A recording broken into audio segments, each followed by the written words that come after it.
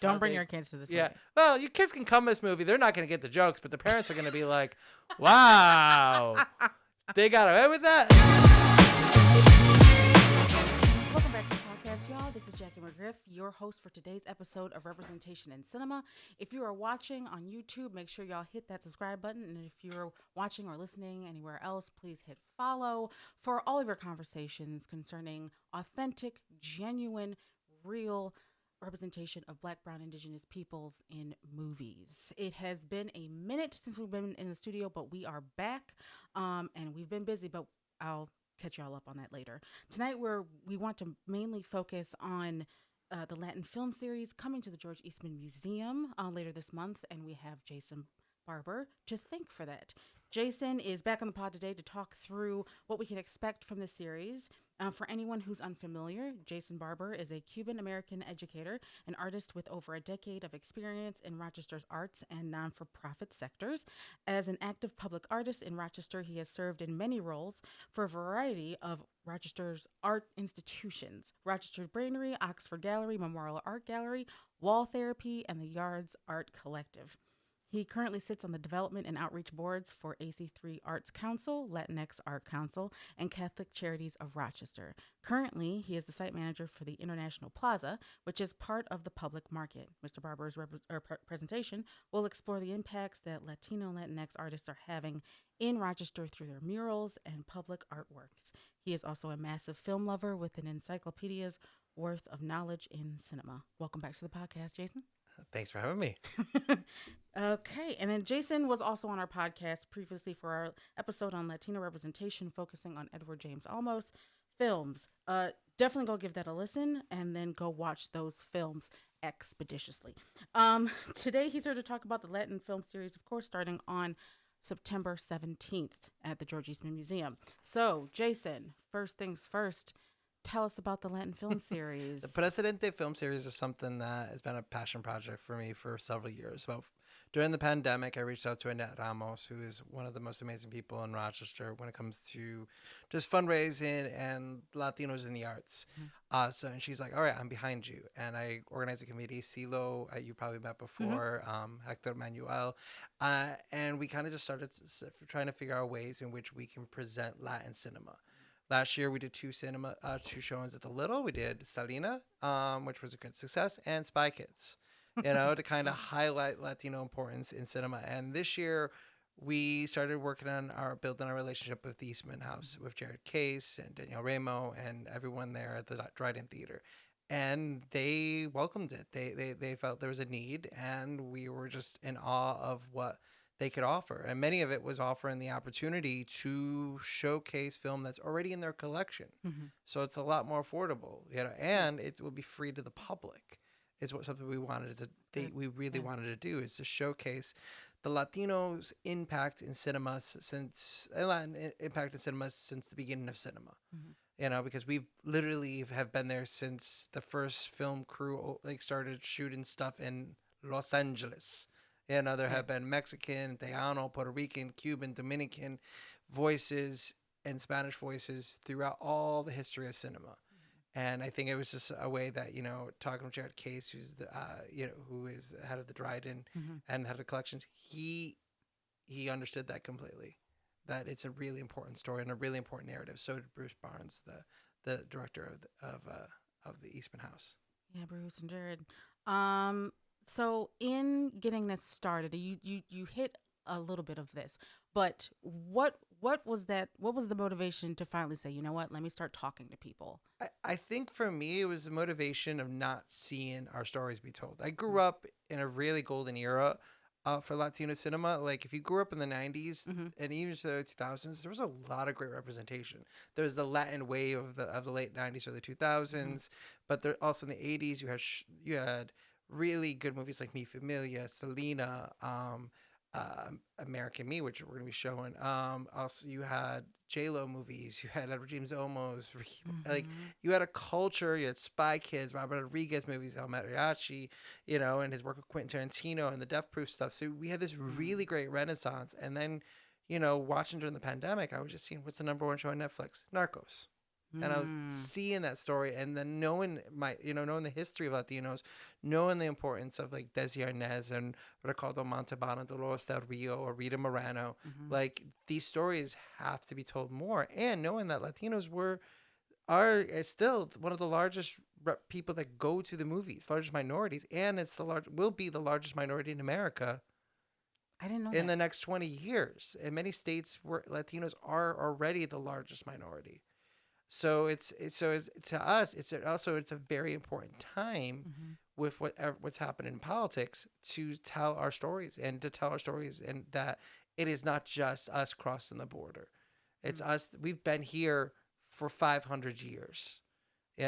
Like we need to be telling those stories. It's not just a bunch of white guys in the Alamo protecting themselves from the Mexicans. It's a bunch of white guys who technically invaded Yeah. like their own country and said, About "We're not going to leave." Mm-hmm. And the Mexican government going, excuse me, you're not supposed to be here. Like, Excuse me. so there's a lot of stories there, and there's also these really great narratives of how important these roles were throughout the history of cinema. So I think for me, it Mm-hmm. was just something natural. It was something I taught about when I was in college. It was something I've always studied. So to me, like knowing those voices Mm-hmm. and learning even more about, like, especially even Jared kind of saying, "Okay, what about this movie?" And I was like, "Oh, Yeah. I forgot about this movie. Oh, I forgot that movie was Latino." Mm. So Oh man, thank you for sharing. I didn't know. Yeah, I didn't know Latinos make up the largest minority. I think putting that into perspective, like, yeah, these are the people you should be reflecting in film and authentically, right? well, Because this is a lot of your audience. that's why in southern states you're seeing the harshest things about immigration Yup. because we're everywhere and we will be everywhere. Yeah, for sure. So Oh man. So at how long has the film series been running? It's been at least a couple of years, or this is the this will second. be the second year. Yeah, second year. Yeah, Yeah. that's right. And then what are some of the, I guess, what are some of the challenges and also some of the triumphs that you've seen with this I series? think for me, some of the challenges has been really seeing, like, for institutions to see the importance of the Mm-hmm. narrative. I think what is hard with Rochester is we're very bipolar, like not bipolar, binary, Okay, not bipolar, gotcha. wrong word. I mean, Yeah, both. I mean, We're both.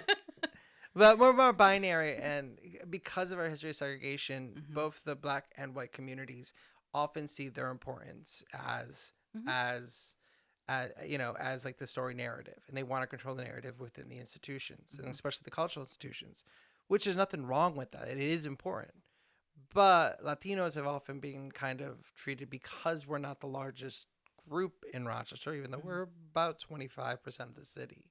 Okay. Yeah. Like it's and growing. Mm-hmm. But it's still like that narrative hasn't always, we've always been kind of treated like, well, maybe during Hispanic heritage, maybe during this, maybe during that.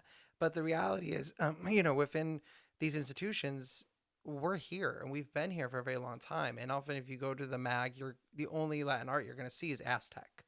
Mm-hmm. The Eastman House, I think, was the best suited to show in Latin cinema and Latin contribution because of their collection. Mm. Gotcha. Even with the Little, it was a hard time because the Little often, was seeing stuff as this, left, like in that binary sense, but they understood it too. Mm-hmm. But it's just, that has been the biggest challenge, to kind of break free from the binary and say Latinos are a non-binary culture. We're a culture that doesn't we identify with our cultural place of origin as much as we identify with our race. Yeah. And our, like, so it's very hard to kind of narrow that. You can't say to a Latino, "Are you white?" No, I'm Cuban. Right, or are you black? No, I'm Cuban. Or are you Dominican? No, like I'm Dominican. I'm not black. Or I'm That's a not, whole other but conversation. and it's a whole separate That's a whole other conversation on race. But like, that's the reality of Latino culture. Mm-hmm. We don't see ourselves, and we see ourselves I would say in a non-binary sense. We don't see ourselves. We see ourselves as Afro-Cuban, Mm-hmm. or Dominican, Puerto Rican, Chilean, Mm. like American. Yeah. We Right. see ourselves as this big cultural melting pot, which we are as a people. But like I think that's very hard for institutions to see because they want to see it in a very binary narrative model. Right. Yeah. Well, what are you looking forward to this year, and what's your vision for the future of the series? For my vision, it's to grow. It's to not just have, to really kind of make this a regular part of the narrative, not just within the Eastman House, but also within other institutions. Mm-hmm. That every year we can kind of highlight the importance of Latino throughout, not just in Hispanic Heritage Month, but throughout the whole year. Much like last year with Spike Lee, what the Jason did, they spread that across Mm-hmm. several months, and it wasn't just in February. Right. And I think like that's important. I want that. I would like us to show movies around Christmas time that have Hispanic narrative. I want us, just as, like, and I think it's important. I also think it's also important for our institutions to recognize both Hispanic and Black contributions to cinema on a regular basis, within their narrative. And I think that's the goal. Mm-hmm. I would like to see. I would love to see college students, Mm-hmm. but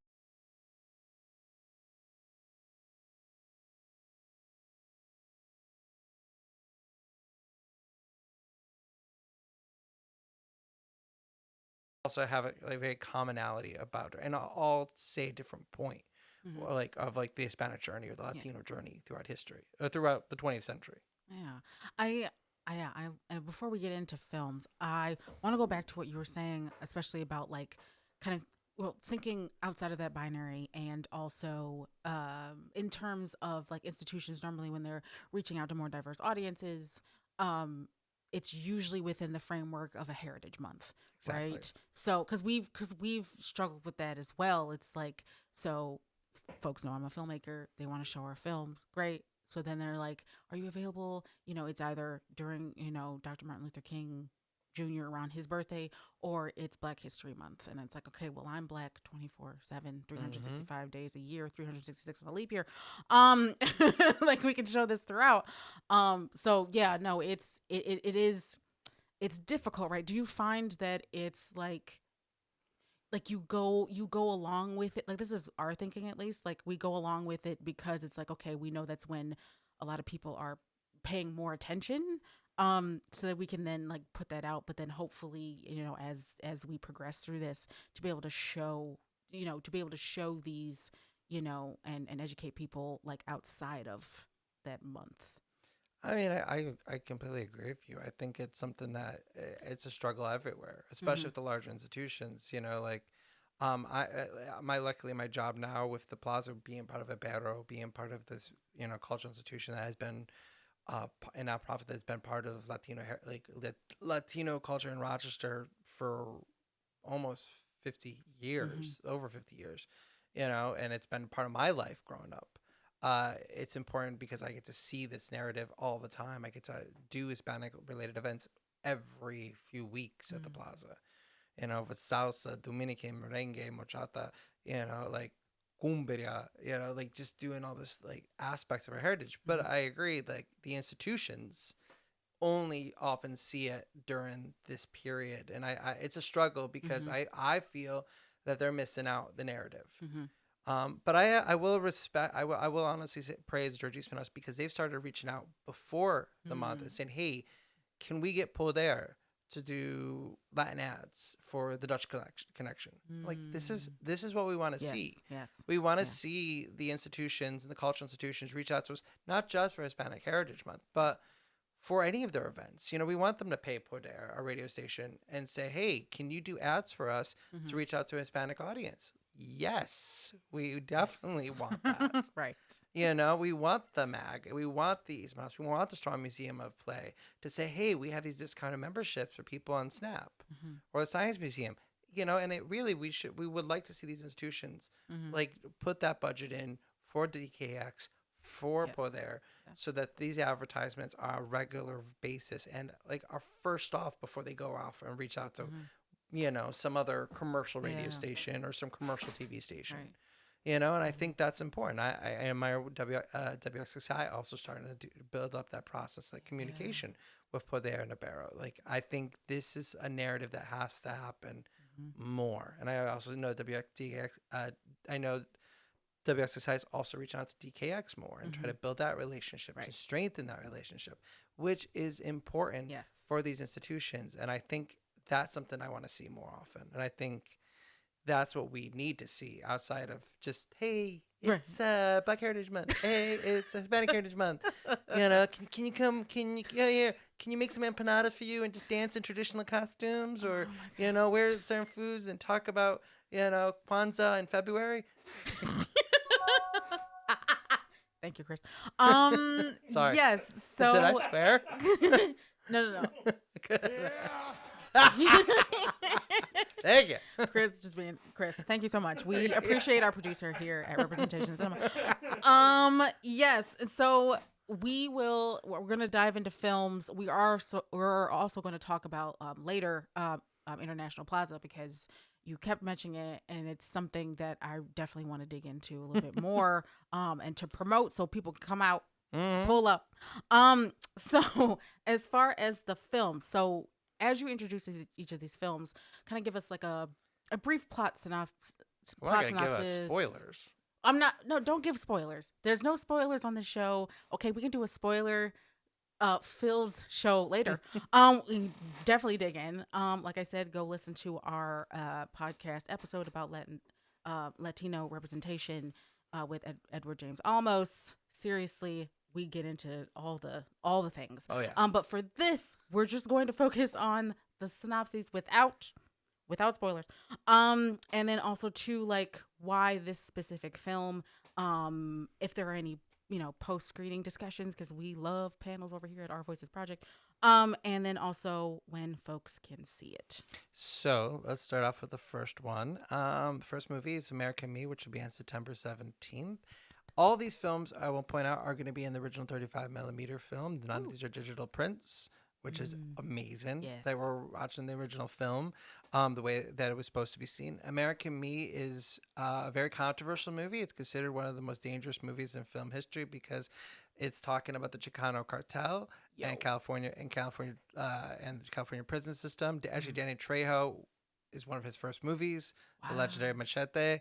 It's one of, but he actually is the one who did a peace deal because he was at the time working with gangs and gangs leaders to create this movie. But there is, as far as I know, over 20 confirmed murders related to this movie. So it is a very controversial movie, and it's one of the few movies out of James Olmos directed. It was a passion project of his. His producing company did it, and it's very rare, and it's I will recommend, if you come and see this movie, please do not bring children. There are scenes in prison that are not recommended for, this is a hard R. So, but it's important because this is a narrative of redemption. Sorry, hard rated R. Hard rated R. Because hard R is something. This isn't story. It's not just a story of like the cartels. Like we hear all these we see all these stories. This is a story of like a cartel and a redemption story.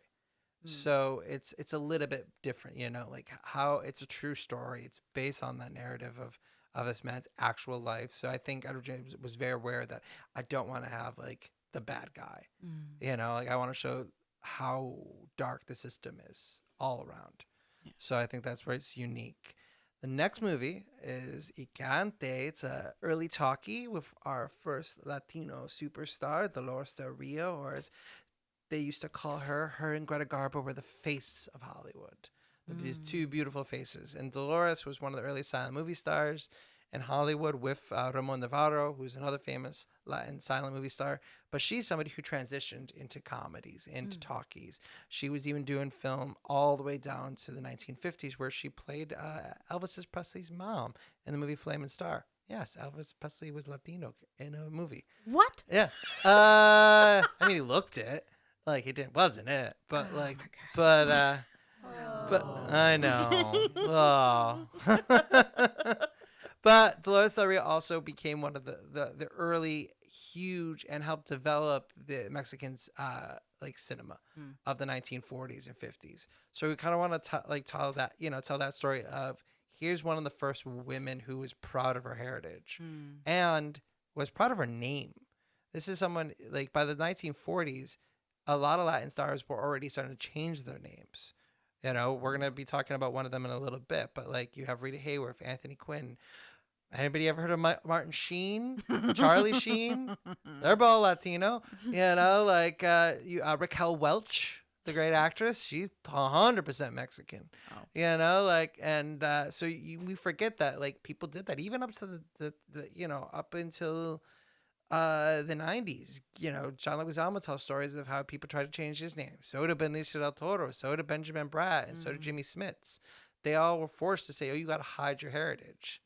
You know, so this was happening even into, like, very early on, that you had to not pretend to be Latino. Now we have the biggest stars like Jenna Ortega and Selena Gomez, who are proud of their Pedro Pascal, Pedro Pascal, like Oscar Isaac, you know, Diego Luna gave it, you know, like, you know, so you have all these huge stars that are Latino, and now that's something we don't get to see, and they're proud of their names. They're proud of their names. You know, Pedro Pascal loves saying Pedro Pascal. Well, his full like, Pedro Benicio, but it's something like that. But like his full name, Jose Pedro. So like that's something that you kind of trace back to Dolores. You know, she was somebody who was like, I'm proud of this. I'm proud of my heritage. I'm gonna go back to Mexico and tell those stories. So, and I think that's why I mean, she was one of the first people I talked about forever to get a film. So I'm glad we have a Dolores Del Rio. The next one is kind of one of Jared's picks, Tierra de Trence. It's kind of like a, I gotta sit down and watch it myself. I haven't yet, but it's a new wave. Like a Brazilian new wave. Okay. So we're not talking about Latino. We think, oh, we just gonna be Spanish culture. I'm not saying the word Hispanic for a reason. I'm trying not to, because when I say Latin, I'm talking about all of Latin America, and Brazil is a huge part of Latin America, and they speak a Latin language, Portuguese. Right. Yeah. So when we talk about Latin America, we're talking about this idea of the Latino and the diaspora of the Latino culture, that we can be American 100%, you know, being here, you know, since 1500, but we also can, you know, tell the Brazilian stories, the Cuban stories, the Puerto Rican, the Dominican. We can tell this huge narrative, and we can grab from so many different resources.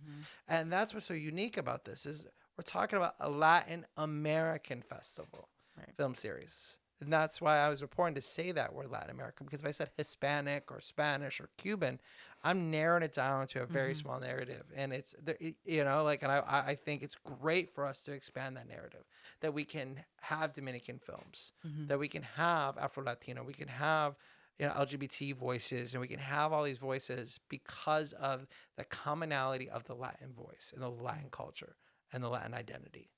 And I think this is why we chose this movie was kind of put into it. It's a unique film. It's barely ever shown.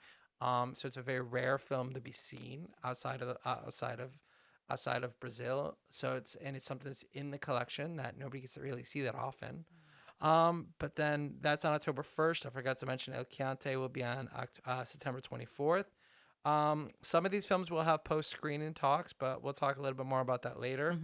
But then on October 8th is one of my legendary favorite movies, Gilda, which is a Rita Hayworth movie. And yes, everybody, Rita Hayworth, one of the most famous movie stars of the 1930s, 40s, and 50s, was herself Spanish. And her name was Margarita.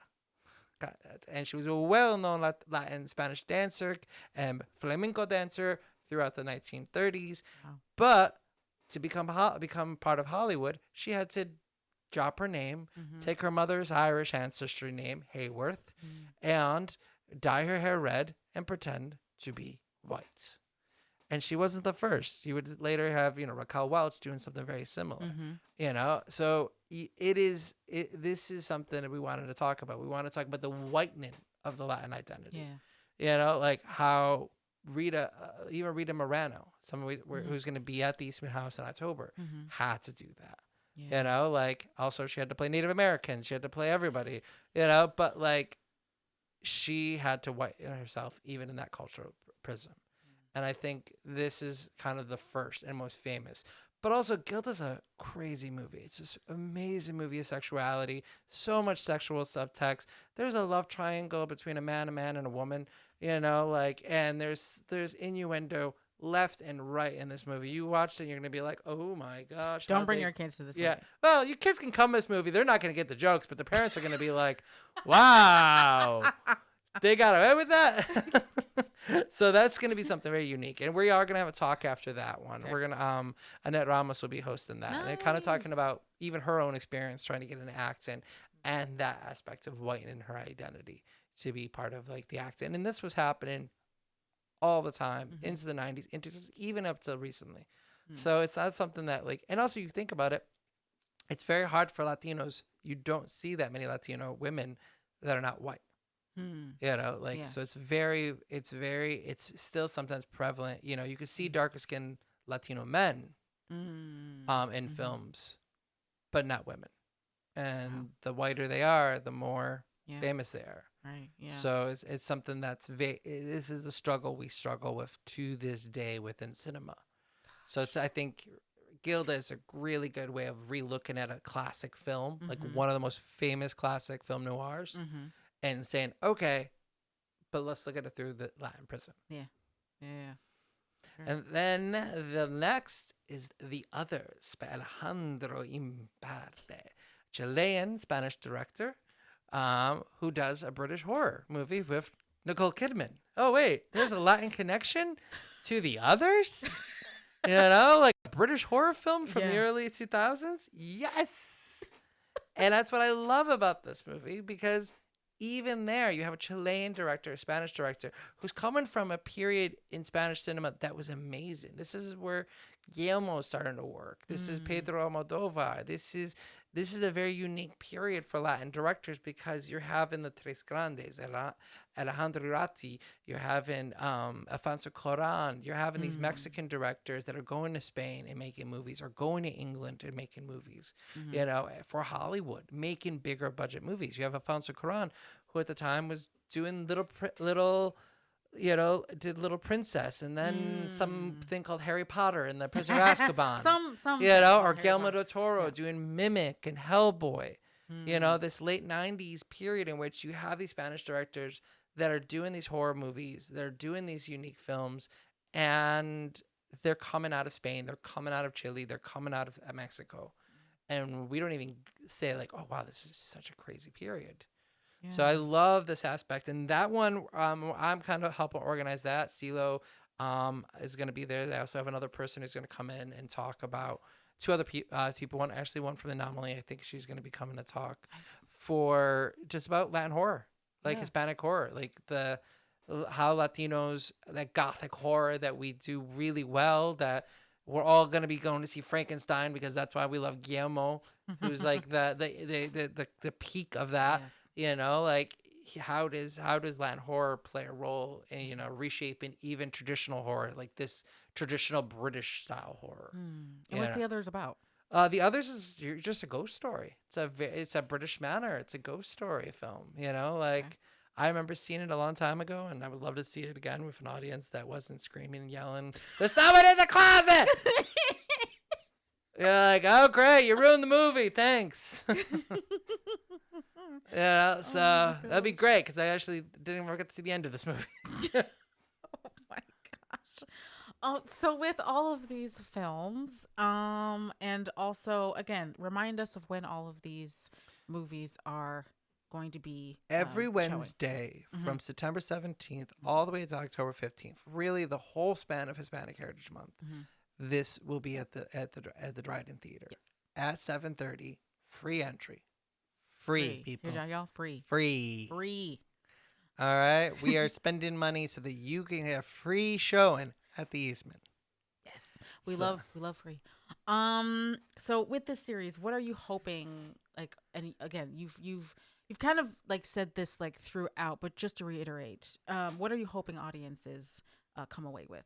I'm just hoping that audiences come away with a unique, I just want people to know that we've been here. You know, like, it's something that's very interesting with Latin history, is that we get eroded from the historical narrative, even though we've been here longer than like next to the Native Americans, we've been here the longest. You know, and it's something that, you know, Cubans funded the American Revolution. People forget that. You know, like we fought in every single war since before there was America. You know, like, Wow. and I think we had Latin generals on both sides of the Civil War. Wow. Like, you Yeah. know, so it's Mm. this complexity in this story that we are here, and when this time, when this narrative of us not being welcomed, specifically our culture, Brazil, you know, Cubans and Dominicans and Mexicans and Salvadorians and Venezuelans being deported in large numbers. That to me, it matters more than ever that our narrative gets talked about. It matters more than I think in any other time in my recent history. That, you know, this is what I stand on. I say, you know, our art has been here since the very beginning. You know, it's influenced everything. It's influenced jazz. It's influenced hip hop. It's influenced every part of it. You know, jazz came out of the combination of ragtime and Cuban brass bands going to New Orleans. Mm. You know, like Black and Latino culture have always been played a role with each other. Yeah. You know, the drums that we hear in Black was also in Latin culture. Salsa. You know, salsa, merengue, bachata, bomba, which is started by Afro Puerto Ricans as a form of protest against the slave owners. You know, like son and Latin and almost all Cuban music comes from that derivedness of the beauty of us. And I think that narrative needs to be said more often. Mm. All right. So, and I believe that was very well said, as always, Jason. For I try. that. Yes, and like I said, we could go on forever, and we'll probably do another deep dive at some point because I also wanted. There's just like so many different like directions that we could go with this. But as always, whenever we have guests on our podcast, we like to also give them the platform to also talk about anything else that they've got going on. So, can you tell us more about the International Plaza? You know, I would love to talk about the Plaza. I could talk about the Plaza forever. Well, actually, today I found a very interesting fact. I found out that the dream of the Plaza has been part of the North Clinton area since the 1970s, since before Barrow existed. And in the last 5 years, it's been happening. You know, some people who are not alive today got to, you know, really tried to make this happen. And it's finally happening. Here's a space in North Clinton where where our cultures, where Latino, Black, Afro Latino, international cultures can come and have a safe space and tell their stories, listen to their music, have their food. You know, it's a business incubator space. I mean, with the idea that we have 5 different businesses, Mexican, Colombian, Romanian, uh, Puerto Rican, Venezuelan, Ecuadorian in one space where you can try food from all these different cultures, you know, and not just American style food, but you can get 4 different styles of empanadas: a Mexican, Venezuelan, American, and Puerto Rican, and even Ecuadorian style, if you ask. So it's something very unique, and it's something beautiful, and it's the idea that immigrant voices, people who are coming to this country, are starting their business and creating the dream. And it's a space that is helping to reshape the neighborhood. Around the plaza, it's not just our space where we have these events and where the city does we have all these different events, from Salsa Day to Dominican Day, which we had 3,400 people come to North Clinton. That's more than some people come to Parcel 5 for one of those events. And we're doing what Parcel 5 wanted to do with the shipping containers and businesses. We've done it.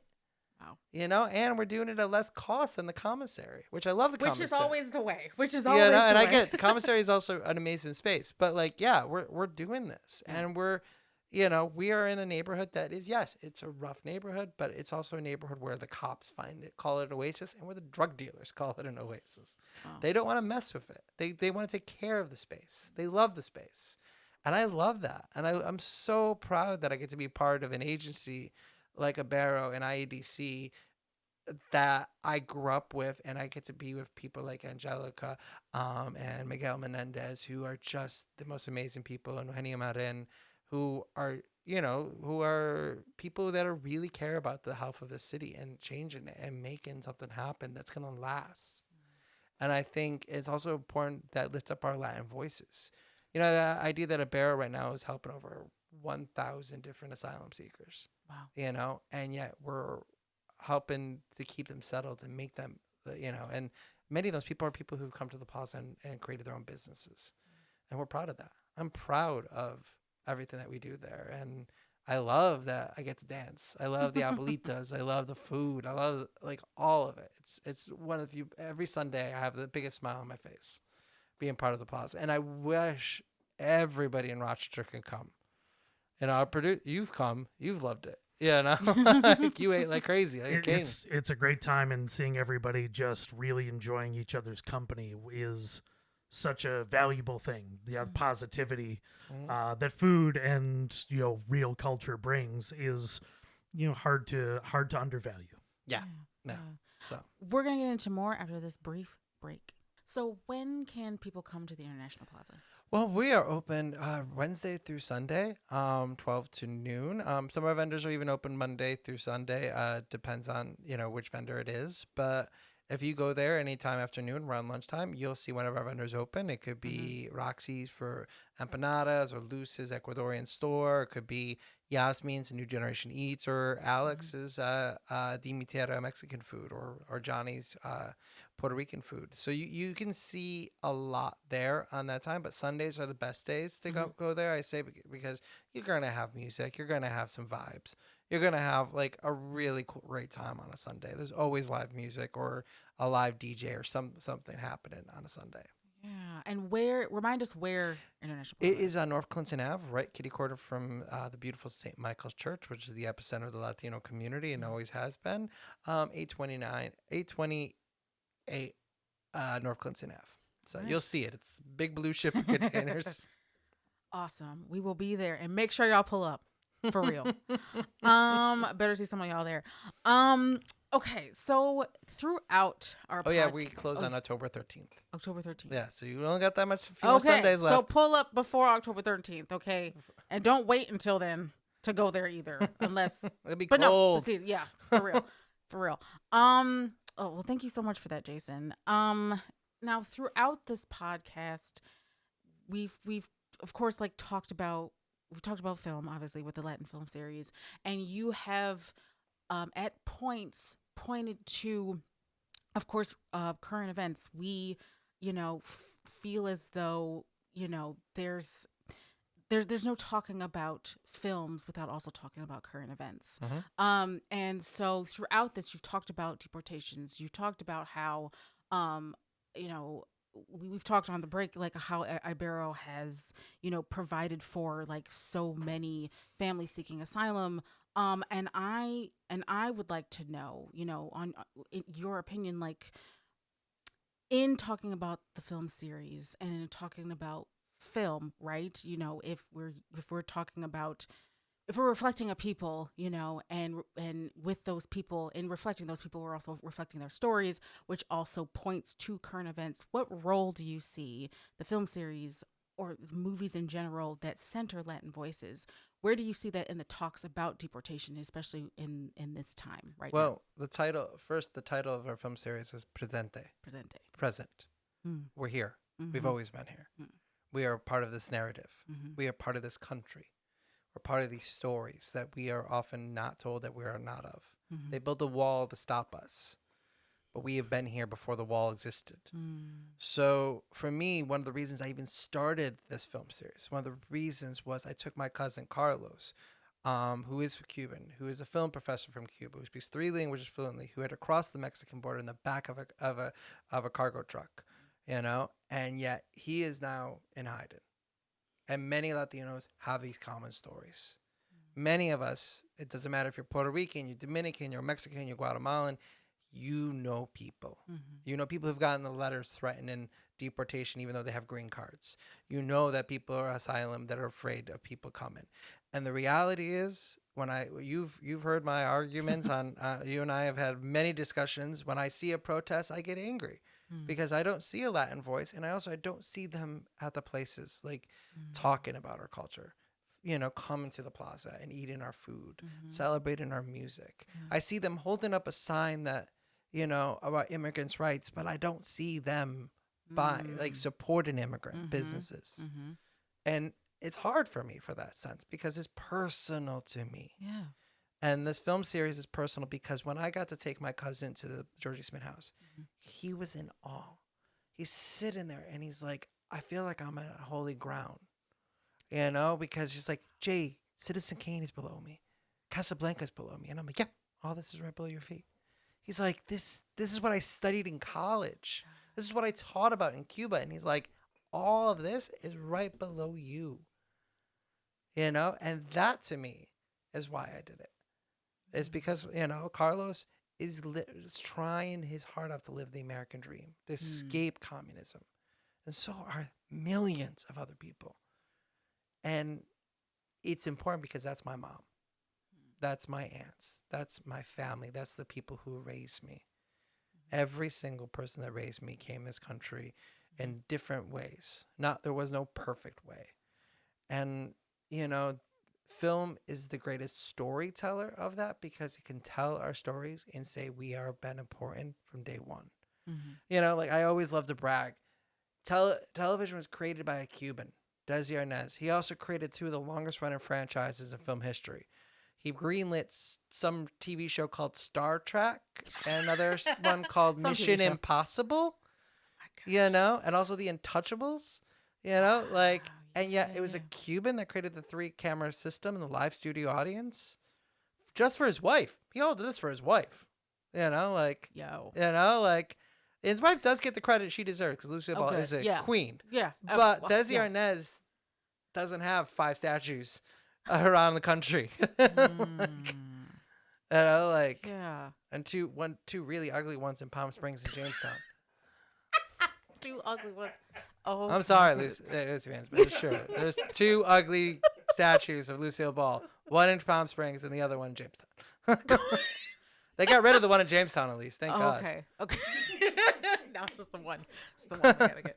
Oh my goodness gracious. That is so very well said. And as you're saying, we've had many conversations, especially when we were talking about more of the activist spaces. And while I'm seeing, because like you said, we've talked about this, there will be instances where I will see, I'll be at a protest, or at least I'll see, pictures or video footage, from it. And there may be someone who is Latin, talking. But then what it sounds like to me is number one, we need more of that representation. And all the organizers are white or black. Let's be honest. That's all or they're 60-year-old women. Okay. Yeah. That's the younger voices. Yeah. So what you're saying is not only and they have a lot of money. They should be buying tons of food at the Plaza. Tons of food is what I'm saying, y'all. And giving money to the film series and to Barrow and to many different organizations. I'm sorry if I'm being no, you're not.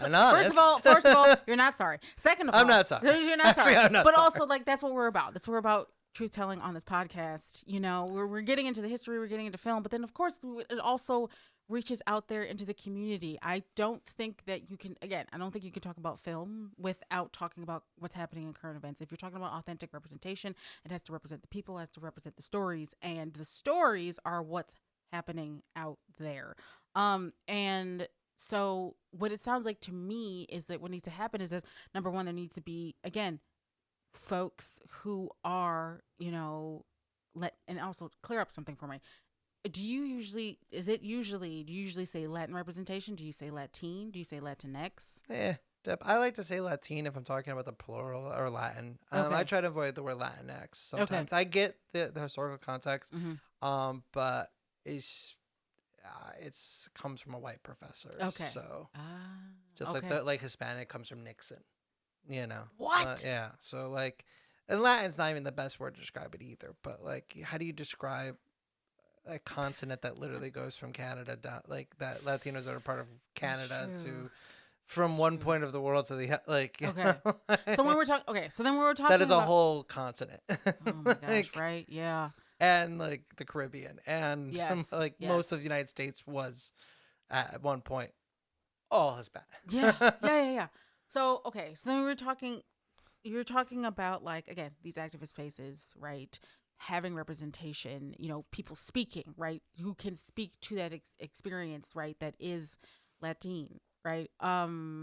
and then also like going and supporting these businesses that are by the very people that you are advocating for, or at least claiming to advocate for. But showing in those places, it also, I mean, of course, like would also mean supporting those filmmakers, supporting those artists that are putting work out there that is reflecting them, their stories, their families, all of these things. That's what it sounds like to me is what you're getting at, which is all important. Like, yes, we should absolutely be out here again on International Plaza. Get there, be there, support these Be there. businesses, eat their food.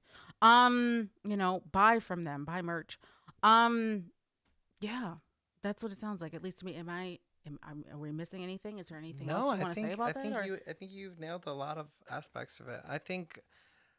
I do think like when we talk about these the impact of what's happening right now, and it's a very crazy time. It really is. It's something that like I fear every day when I work in the plaza, but also it's something that like I really have a drive to speak for. And it's hard because, I am Cuban, but I am a blanquito, as everyone says. Like I am a gringo or blanquito. Like I'm white. I'm a whitey, as they like to say even at the plaza. And also I have a very Anglo name, Jason Thomas Barber. I love my father, who's American, Rochesterian. But yeah, I have to kind of face that aspect of my culture. But I also feel like I have a position in a point in my life where I can say this is important. And this is why it's important.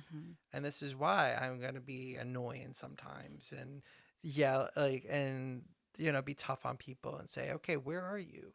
Where's your point of view? Look at it from a different point, and I think because here we are and here we've always been. When I'm on North Clinton, I don't see it as like, I feel very home at it because this is where my family arrived when they first came here.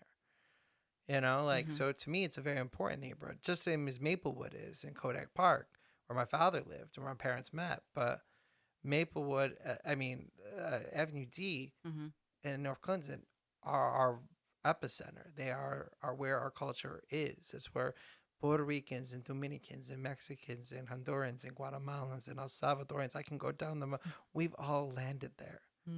And we've all started our lives there. And it should be treated like an awesome part of Rochester, like just like the 19th Ward is, for African American culture in Rochester. This is North Clinton, this is El Camino, and we should look at that and say, okay, this is very important to us. So is Clarissa Street, so is so is Cornhill, these are important neighborhoods. Park Ave, whatever. Okay, whatever. They have the worst Latin food. I just want to point that out. Well, no, there's like a good little taqueria that's right across from the worst Latin restaurant in Rochester, which is El Dorado. So, Not. I forget the new name, but but it's in the old Nino's. Yeah, I did try their food. It is delightful. It's good. That's why I've El been told. Capitan. El Capitan. Yeah, that's good. El Dorado, on the other hand, please close. This is why we don't live stream everything, Jackie. Are you gonna cut that? It's for her to decide. Keep it. I haven't, first of all, in the history of representation in cinema, I have never cut like anything. And I don't think anyone has also ever requested that we cut anything. So that will be left in. He gets a cease and desist letter from the Swans. We support free speech unless it is. Hey, I love Burns. I love Lenora's. Unless it's bigotry. Absolutely not. Okay, so remind us where folks can get amazing. The International Plaza on North Clinton Ave. Also, if you want to also have, there's amazing, a new Puerto Rican place that just opened on North Clinton. There's the Boricua Bakery, which is some of the best breakfast sandwiches, not bad Cubans. And of course, Sofritos and El Peon, which is the legendary place, all on North Clinton. And I often like to say, I think South Clinton and North Clinton are the food meccas of Rochester for international food. And they connect us to the two neighborhoods that the two, I would say the two towns that have the most international representation, which is Henrietta and Irondequoit. And people don't realize that South Clinton and North Clinton are pretty much the thoroughfare of the best international food in Rochester. Best Japanese, Chinese, Thai, Indian, you know, like, and then you connect it all the way to Henrietta, where all the Asian markets are, where Latin markets are, and Pan-Asian food. And then you go all the way to Irondequoit, where you have Rubino's and Plaza Casca and Atlas Eats and Pasta Villa. You know, you have all these like narratives, and it's like it connects the world. And we talk about one street in Rochester. I'm sorry, South and North Clinton, best food in Rochester's. Here we go.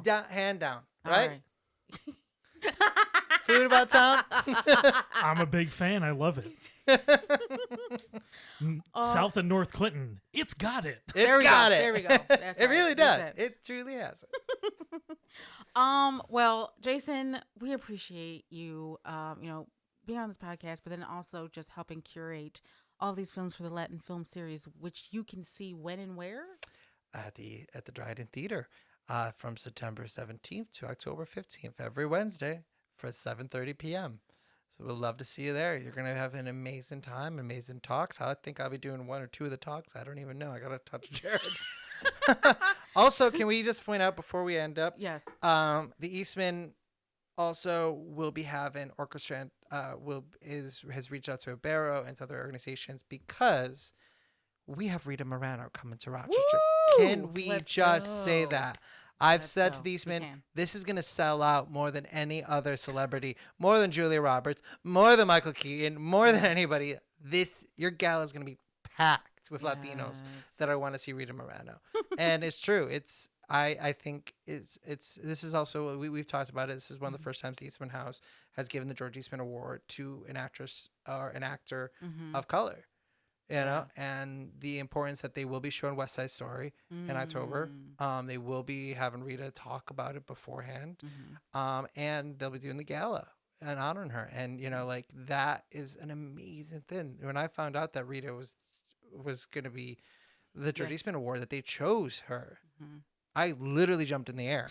I was just like, she's one of our queens. She's one of the legends of cinema and it's a perfect way to end this film series. The idea that we end on October 15th and not even 2 weeks later is going to be Rita. Yeah. Is like, that's insane. It's so insane. perfect. The timing to kind of show that, like, we're literally almost every Wednesday until the November will be a Latin voice, you know, and the end with Rita Morano, like Anita herself, the first Latino I ever saw in a movie as a child. You know, like when I hear America, that is like my childhood. Signature. You know, like, so that I love that, and I love that. You know, that they have reached out to the radio stations for Poder. I love that they've reached out to our bands, our Centenetti, that they are working very hard to create a culture and a dialogue within the Latin community in Rochester. So, sorry, I went on a tangent. I apologize. It's all it's all good. First Rita Moreno and next Spike Lee. George Eastman, make it happen. Anyway, I think they are. Let's be patient, but I think if they're doing Rita, next is going to be Spike. Let's go. Edward James Olmos as well. What about Denzel? Oh my God. They would seriously. It would be over. Like the amount of people that would be knocking down the doors to get in. Exactly. Oh yes. Well, thank you, Jason, for sharing everything, for sharing your insight, your wisdom, the motivation, and just everything that went into and is going into the Latin Film Series. We absolutely appreciate it, and thank you for coming on the podcast to talk about it. Thank you for having me. Absolutely. So for everyone who is listening, who is watching, we always appreciate your support with the Representation in Cinema podcast. Like I said before, at the top of this episode, you can find us on YouTube. Please go ahead and hit that subscribe button. And if you are not watching or listening on YouTube for any other platforms, if you're on TikTok, Facebook, Instagram, like we don't really do Twitter anymore. Threads, Blue Sky. Make sure y'all go ahead and hit those follow or subscribe buttons. You can also find us on ourvoicesproject.com to find out more about what we do, our films, our panels, our podcast, as well as signing up for our newsletter where you can get more information about all of the projects that we're working on. We just submitted a film in collaboration with the Rainbow Seniors Rock for their Legacy of Pride film, getting the stories of queer seniors over 50 years of age, talking about their coming out stories and about their activism back in the day. We're actually really excited about that film. We just entered it into the Image Out Film Festival, so we'll give you more information about that, as well as our Being Black in America community screenings. You had one of my childhood babysitters that's That's in your right, video. Evelyn Holmes, who used to babysit Jason, which I did not know. Hey, it's a small Latino community. She was my babysitter. I definitely gave her some gray hairs as an 18-year-old. And now that's on camera, so you can. She's amazing. Yes, I love her. Yes, and you'll be finding out more about our community screenings happening right here in Rochester. Stay tuned. Make sure you sign up for our newsletter for more information about that, and also follow us on social. We're also trying to be more consistent, with this podcast, trying to move into more weekly episodes. So you will be hearing back from us later on in the month. This, of course, has been Jackie McGriff, your host for this episode of Representation in Cinema. And as always, thank you for listening.